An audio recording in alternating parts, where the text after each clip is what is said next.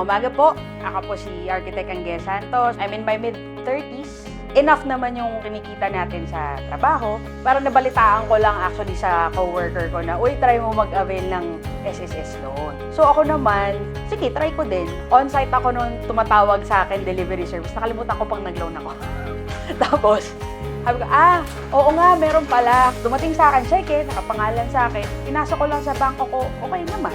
13,000, malaking bagay din siya para sa taong hindi inaasahan na may dadating na pera. Nagamit ko yan basically, pambayad ng conferences namin that time. Nagpa-APE ako, tsaka pinag-grocery ko sa bahay. Malaking bagay siya for me dahil yung yearly conference namin as architects, kailangan namin kasi yun for continuous professional development or CPD points. That covered almost half of what I loaned.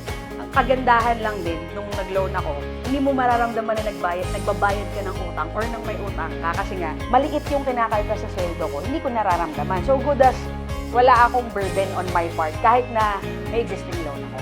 Kung may kapasidad lang din naman na maghulog, bakit hindi? Para sa amin yun, na miyembro.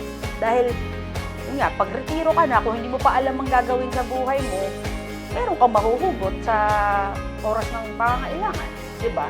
Kahit hindi mo asahan may dadating. Parang ganun ko siya nakikita. Satisfied ako sa services na ino-offer ni SSS.